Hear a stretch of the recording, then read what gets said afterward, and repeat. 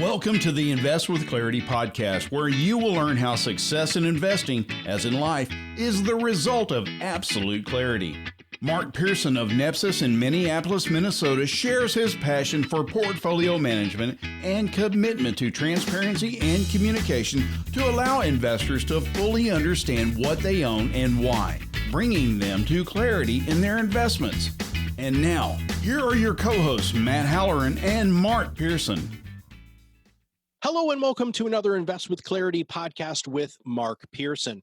Our last podcast talked about diamonds in the rough, and we're going to continue on that kind of philosophy and that track, but we're going to switch gears just a little bit to talk a little bit more about different kinds of really investment management, because last time we talked about how you can find these diamonds in the rough, but today we're going to talk about how you can really uncover some amazing things if you're maybe just a little bit more active than we know that a lot of financial advisors are. Mark, where are we going, brother? Well, first of all, Biggie, let me tell you, it's good to be back at the golden microphone, as our good friend Chuck would call it. It's good to be back, let me tell you.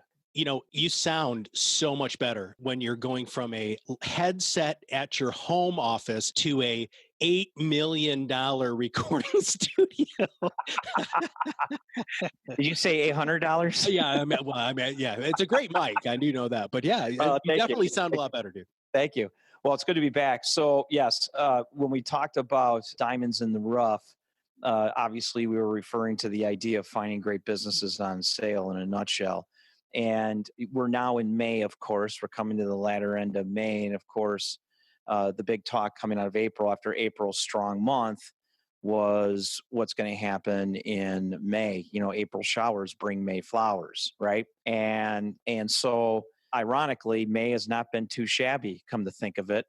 In fact, it's been fantastic. And it goes to show you that timing the market, so to speak, is a ill-fated bad strategy, because you miss some of the strongest days of the year within the market.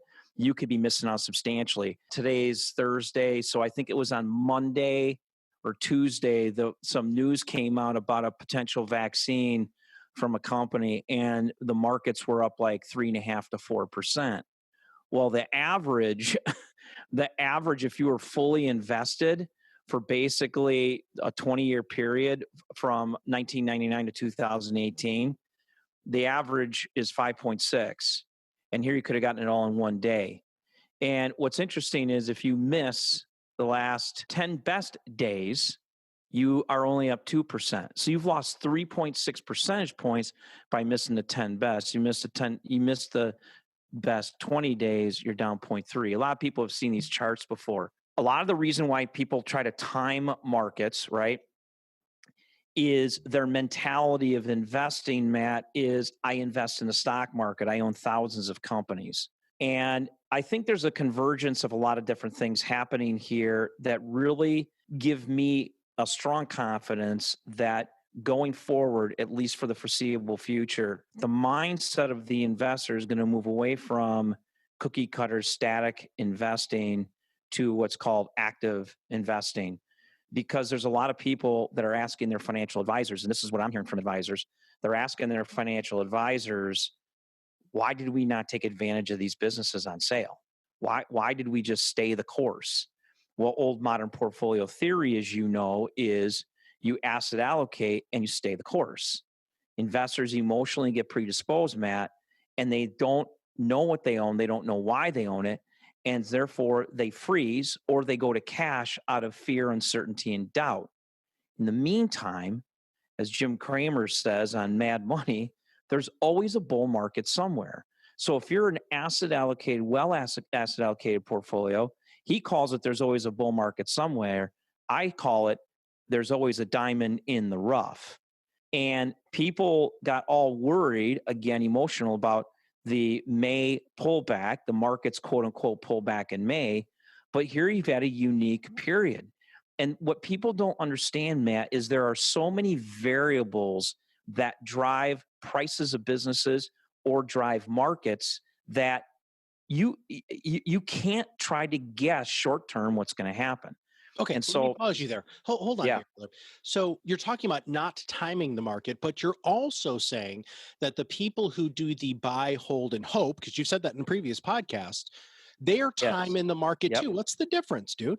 Well, they're timing the market if they're going to cash because they're asset allocated in thousands of stocks and bonds. So they're pulling all these stocks out of the market and they don't even know what they're pulling out. And I think this is where the disconnect's going to come as we come out of this, as people are going to say, look, this is going to be a new economy. Nobody's debating that this is not going to be a new and different economy. And so are you going to want to own airline stocks? Are you going to want to own hotel stocks? Are you going to want to own restaurant stocks? Anything that, shoot, even Disney and the Disney parks, at least for the foreseeable future. Now, a lot of people may be saying, well, we don't own a lot of those stocks. Well, if you're in mutual funds or exchange traded funds, chances are you do own them. And I go back to the original point I made in the beginning of the podcast. In investing, it's like going into a football game, a baseball game, whatever sport you want to play, right? Into any competitive event. When you go to a competitive event, you always want to know everything you can to be smarter, stronger, faster, better than your opponent, right? Well, when you don't even know what you're invested in and you don't know why you're invested in it, and you own thousands of stocks, you're inefficient in your portfolio. In other words, you are going into a competitive environment already at a disadvantage. And that is what investors are going to have to start coming to terms with in a world where everyone focuses on this modern portfolio theory process of own the market, if you will, own thousands of stocks and asset allocate using modern portfolio theory into small, mid, and large cap, emerging markets, international bonds, real estate, yada, yada, yada, yada. But it's not always a good time to own real estate. It's not always a good time to own metals and oil, i.e., what's going on right now. When you're investing, you have to think of it as it's you against the markets. It's you trying to stick to your investment objectives and goals and get the best rate of return you can for the risk you're taking. To get the best rate of return for the risk you're taking, you have to be in a position where you have every advantage in your hands to help you do that. Clarity is the number one most important piece of that. Now, let's clarify diversification again, because Yes, you please. talked about that in a lot of different podcasts. Yep. Some would argue, especially people who are in modern portfolio theory, that if you do own thousands of companies, therefore you are diversified. But I want to take that one other level because you just talked about metals and oil and real estate. As a financial services professional, is that something that you talk to your clients about investing outside of the market to have a different kind of diversification?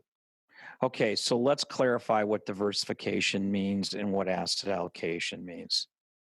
Diversification means you own a lot of the same investments. I go back to 1999, 2000, the crash of a famous mutual fund company at that time, you probably remember, where they had phenomenal returns for several years and then they crashed and burned. And investors would come in and say, but I thought I was diversified. And the answer to that is yes, you were diversified. You owned a lot of the same kinds of businesses, large cap US tech stocks. Okay, you own 10 of those, you're diversified. But if that's all you own, you're not asset allocated.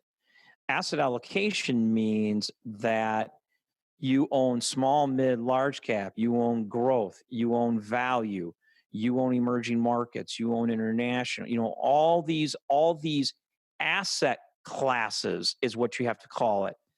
That's asset allocation. You can diversify within those asset classes. People ask me how come our performance in 2020 has been so good so far. Now, full disclosure, got to say it, past performance is not indicative of future performance in any security I mentioned today. We are not recommending you go buy. But our portfolios are significantly outperforming any index you want to look at right now. I mean, our clients are down very little relative to everything going on. And the one question people ask me, and I think this is really important, Matt, they're like, well, when the whole crash started, how much did you have in cash? I mean, had you already been selling? Were you already in cash? And I said, no, we didn't have any cash. And they said, well, if you had no cash, how were you able to take advantage of the volatility? Because people will ask, well, how do you take advantage of volatility if you're fully invested? You take advantage of volatility because you were properly asset allocated. So while you're going through the crash, not everything is going down. Not everything is going down at the same speed. And when you have the flexibility and the transparency to pick and choose where to go and what to do, you are constantly realigning the portfolio while staying asset allocated and taking advantage of the diamonds in the rough. Now, you may want to rewind that and listen to that about 10 times because that's a lot of info there, but that's really how it works. And investors don't even understand that because they're so used to focusing on, well, I can buy this ETF for this cost. This firm only charges me, 25 basis points. I got an email from a client once that said, I get charged X amount of fee, and that's a lot of fee when it comes to what I'm being charged at one of the robo ones at 25 basis points. And he said, your fee's quite a bit higher. That means you have to do quite a bit better, quote unquote, than the market. He says, how do you want to address that? And I said, first of all, your fee is actually really good. It's lower than what most people get because you're one of my friends and original clients. So bear that in mind. Number two, we don't invest in the stock market, so to speak, and we don't compare portfolio performance over year versus an index. Why? Because you're not invested like an index, and no one is invested like an index if they are properly asset allocated. That's why the whole idea of comparing your portfolio to the S&P 500 is a joke. It's hogwash because 100% of your money is not, frankly, should not be invested in just the S&P 500. And so what we've had now is an event, Matt, where the markets have gone down faster than any time in history over a short period of time. It's a shock measure, right? When people get shocked, what happens? A lot of times they wake up, they get a dose of reality, and they go, hold on a second. I just saw Disney at X or Square at Y or Visa at Z. Why couldn't I buy that stock? That's because portfolios are inefficiently managed. We're going to take that one level down. Okay, so making sure that you're appropriately asked. Hey, by the way, yeah. Now that I'm seeing you on video today for the first time in a while, it's funny watching you try with your wheels spinning. I mean, your wheels are spinning. Are you trying to? Yeah. Are you going to try to take me down again? I am, but the problem is you can hear the grinding too. So it's not just you can see my brain working here. Well, okay, so I know that you firmly believe that the stock market is the greatest way and the greatest opportunity to buy unbelievable businesses. Take advantage of capitalism. Yeah, absolutely. But what about things outside of the market? Do you believe that that's part of real asset allocation? Without question. So let me give you the best example I can, and I'm not sure if you were setting me up on this or not. Okay. No, because see, that's not how you were supposed to answer that. You were supposed to say no, Matt, after 2 years. No, I'm kidding. Keep going. Go ahead, man. No, the reason why I do believe in it is because it's about investing in great businesses. And not all great businesses are publicly traded. And so when you look at opportunities of investing in great businesses, the first question you want to ask, of course, is this a great business? And what are the criteria that I'm using to determine if this is a great business? The second question then becomes, okay, I like this business. Do I own too much of this kind of business that's publicly traded? Am I going to be over allocated in a certain area? And if you want to be over allocated in a certain area, that's your own call. That's your own business. I don't think you need to be, but that's my own opinion. Okay. I think you can find great businesses in lots of different areas. And so when you look at private companies and you look at the opportunity to invest in them, are they great businesses? Number one. And number two, do they fit within the asset allocation strategy? And if they do, then you've got to buy it. And We will do more private equity in the future. We've done one private equity deal now that did go public, and we may talk about that one on a future date. So we'll leave it at that. Okay, that's good. But very well done from the compliance standpoint there, Mr. Pearson. Thank Okay. you. Now, one Thank of the you. other things that you talked about on a previous podcast, and I know that you don't make predictions, right? We've had fun conversations Yes. about that, but we've talked about, is this going to be a V shape, U shape, or W shape recovery? Do you think that we're already in one aspect of that recovery? Without question. It's funny you asked that question. We thought it was going to be V-shape. If we were going to predict, if you were going to hold my feet to the fire, we thought V-shape. And the premise is pretty simple. Look, I think a lot of people want to overanalyze things and try to show that they're super smart, and they may be super smart. I just like to use common sense on a macro level. And from my perspective, think about how people are already revving up, getting frustrated, and just dying to go out to dinner, dying to go out and do things. Travel. I mean, people have been pent up now for over 2 months. And what's happening is, which I think is the right thing to do, is the economy is opening up slowly. And there are pockets that are opening up all over the place faster and faster. And what investors don't understand is that most money managers make investment decisions and predictions not based upon how a stock or an economy has done in the past, but how it's going to do in the future, generally 12 to 24 months out.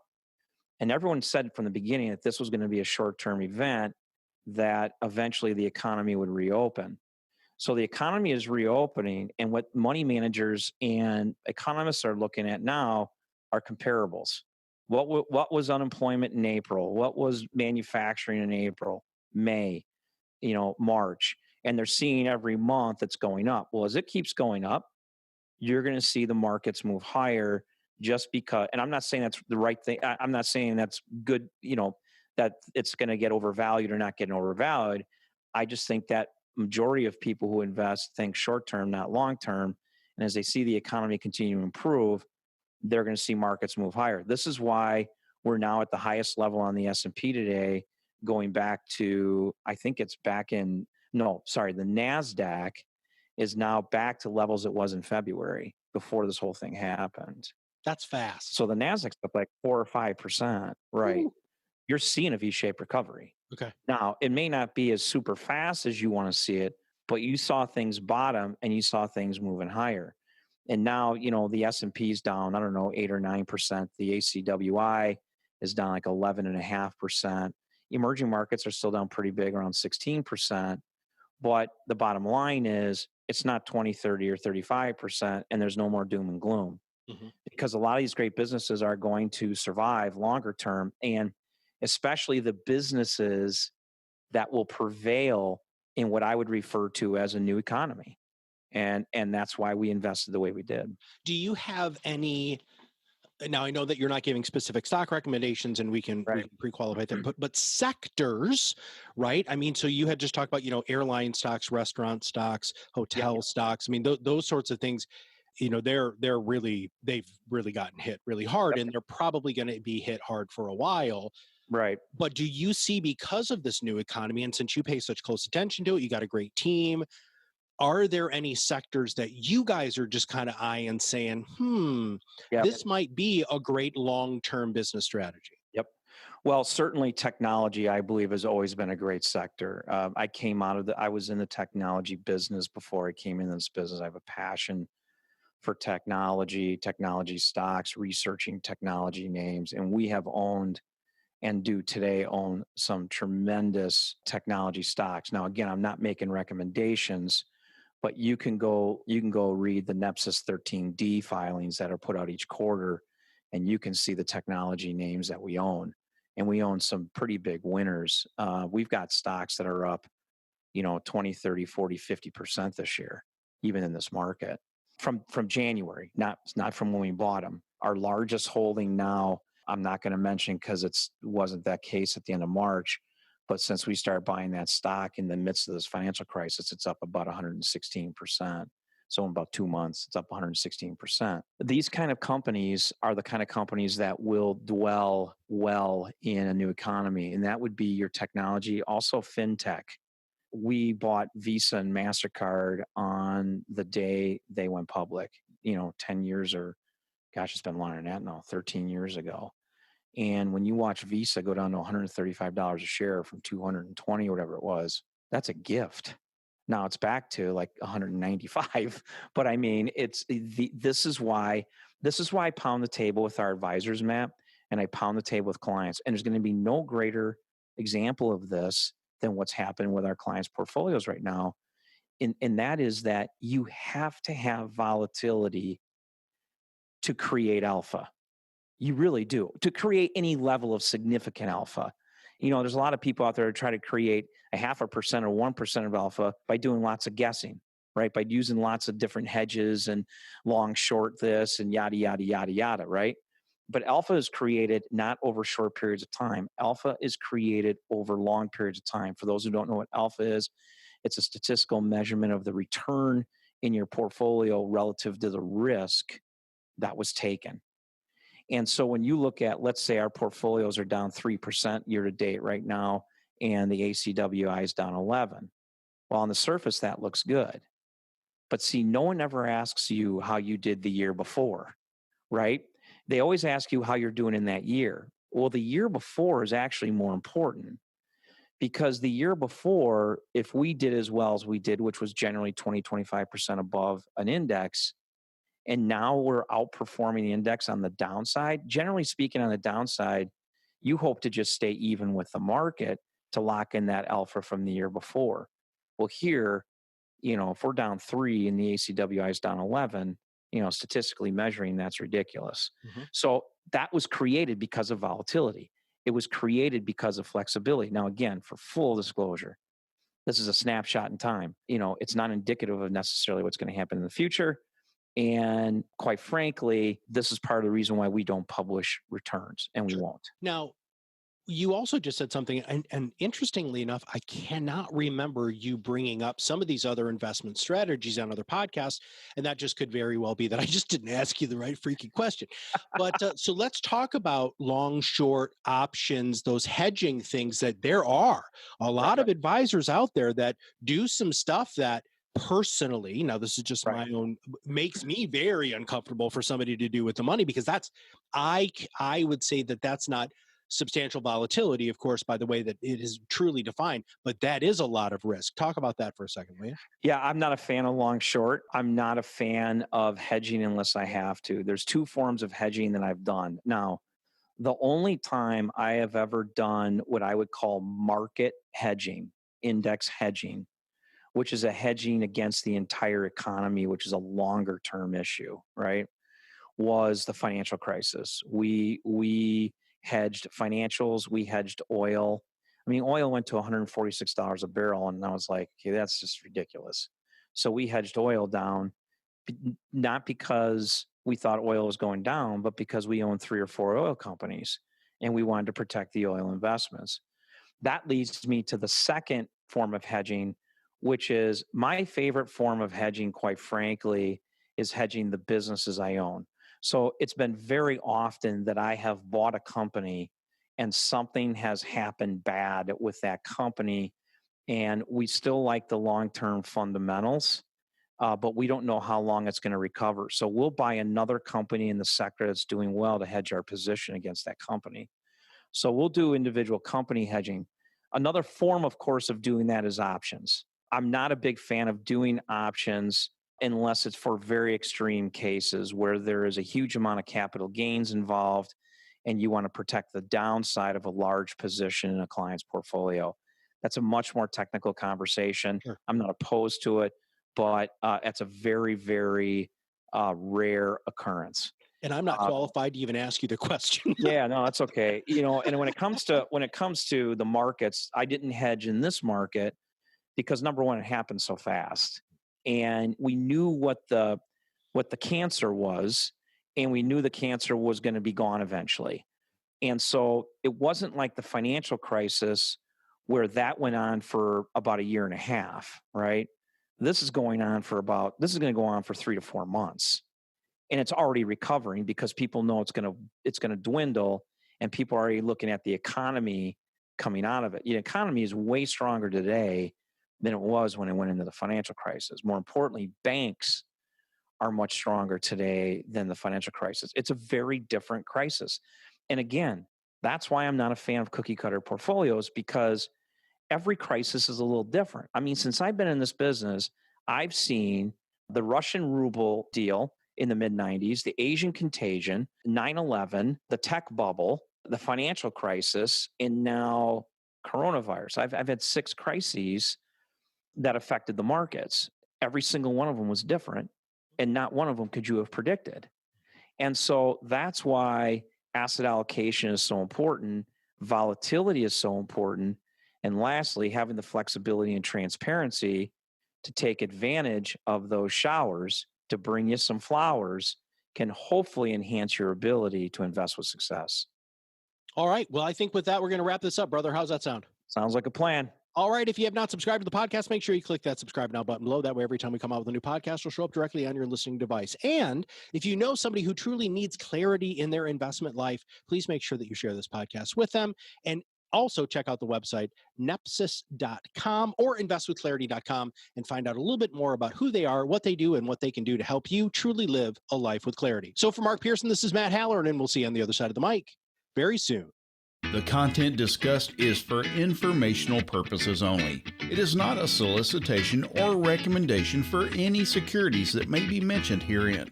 Advisory services offered through Nepsis Inc., an SEC-registered investment advisor.